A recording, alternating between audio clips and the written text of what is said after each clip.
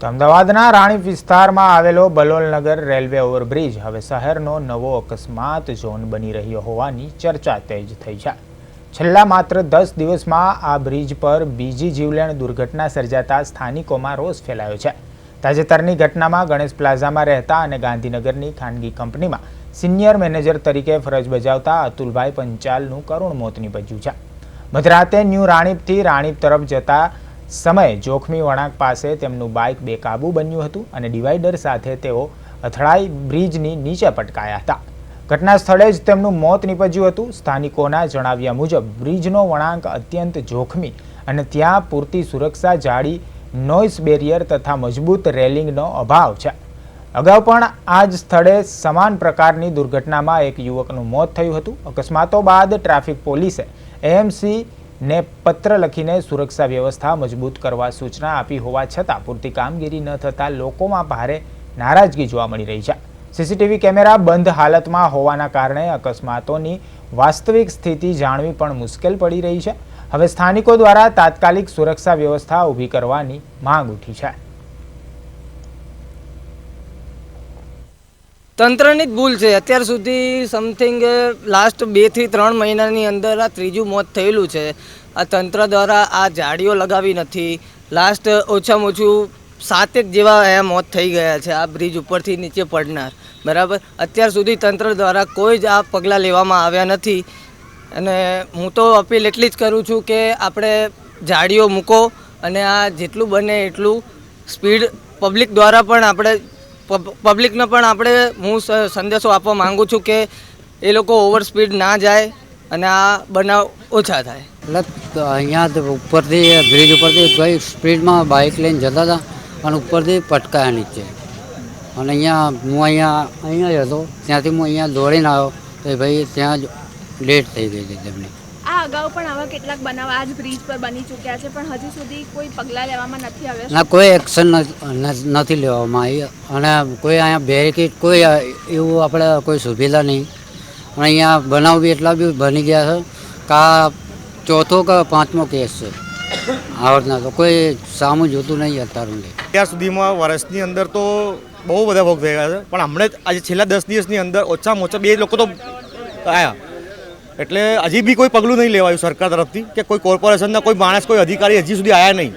બસ આ સર્વે આવે છે, બસ આવે છે, કરે છે, જતા રહે છે, બસ એક ખાલી વાતો કરીને જતા રહે છે પણ કોઈ પગલું લેવાયું નથી હજી બી। ખાલી બસ જોઈ છે, ચેક કરે છે, બસ 2 ઝાડી મારી ત્યાં આગળ બે ઝાડી મારી છે અહીંયા આગળ, બીજું કોઈ પગલાં લેવાયા નહીં। એટલે શું કરવાનું છે એકવાર એમને બી અહીંયા બી બધા બોલાવો, અહીંયા કોર્પોરેશનને જે બી છે બધાને બોલાવો અહીંયા કે શું છે। ગઈકાલ રાત્રિના આશરે 1:15 વાગ્યાના અરસામાં એક બાઇક ચાલક હેલ્મેટ પહેર્યા વગર પોતાના ઘેર જતો હતો અને એમનું બાઇક બ્રિજ ઉપર ટર્નિંગમાં સ્લીપ થયું અને સ્લીપ થતાની સાથે જ પડી અને રેલિંગ કૂદીને નીચે પડી ગયો અને એનું મૃત્યુ થયેલ છે અને એલ ડિવિઝન પોલીસ સ્ટેશનમાં એમના વિરુદ્ધમાં જ ગુનો દાખલ કરવામાં આવેલ છે। હકીકત શું જાણવા મળી કે કયા કારણોસર આ બ્રિજ ઉપરથી નીચે પટકાયા છે? એમાં શું છે, બલોલનગરનો જે બ્રિજ છે એની જે બંને સાઈડની જે રેલિંગ છે એ જે સાઈડો છે એ આશરે 2.5 ફૂટ જેટલી હાઇટની છે।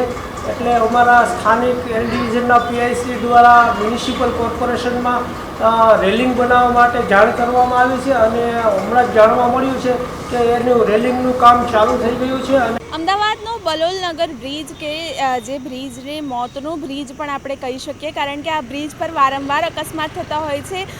જે પ્રમાણે આ વળાંક આવેલો છે, આ વળાંક જે રીતે આપવામાં આવ્યો છે તે રીતે આ બ્રિજ જે છે ત્યાં વારંવાર જે છે તે અકસ્માતનો લોકો ભોગ બનતા હોય છે। અત્યાર સુધીમાં જે છે તે 7 લોકો આ બ્રિજ પર અકસ્માતનો ભોગ બની ચૂક્યા છે। 7 લોકોના અત્યાર સુધી જે છે તે આ બ્રિજ પરથી નીચે પડી જવાના કારણે જે છે તે મોત થઈ ચૂક્યા છે અને હજી સુધી તંત્ર દ્વારા કોઈ પણ કાર્યવાહી ન કરવામાં આવી હોવાના કારણે ક્યાંક ને ક્યાંક જે છે તે લોકો પોતાનો જીવ ગુમાવી રહ્યા છે અને ઓવર સ્પીડિંગના કારણે જ્યારે આ વળાંક પરથી લોકો આવતા હોય છે ત્યારે ખાસ કરીને જે લોકો છે તે નીચે પટકાઈ જતા હોય છે અને ત્યાંનું ત્યાં જ જે છે તે લોકોનું મોત થઈ જતું હોય છે। અવારનવાર આ પ્રકારની ઘટના બને છે પણ છે, તેમ છતાં પણ હજી સુધી જે છે તે કોઈ પણ પગલાં લેવામાં આવ્યા નથી.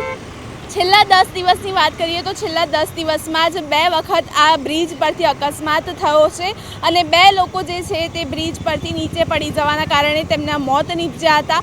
પણ હજી સુધી જે છે તે કોઈ પણ કામગીરી ન કરવામાં આવી હોવાના કારણે જે છે તે અત્યાર સુધી આ અકસ્માતો જે છે તે વારંવાર બનતા રહે છે અને લોકો પોતાનો જીવ ગુમાવતા રહે છે. પણ તંત્ર દ્વારા કોઈ પણ પ્રકારની કામગીરી કરવામાં આવી નથી. પોલીસ અને કોર્પોરેશન બંને એકબીજાને ખો આપતું હોય તેવું લાગી રહ્યું છે અને બંને દ્વારા કોઈ પણ પ્રકારની કાર્યવાહી ના કરવામાં આવી હોય તેવું પણ અત્યારે હાલ જોવા મળી રહ્યું છે. કેમેરામેન ગૌતમ જાદવ સાથે મૈત્રી વ્યાસ, પ્રદેશ 24 ગુજરાતી, અમદાવાદ.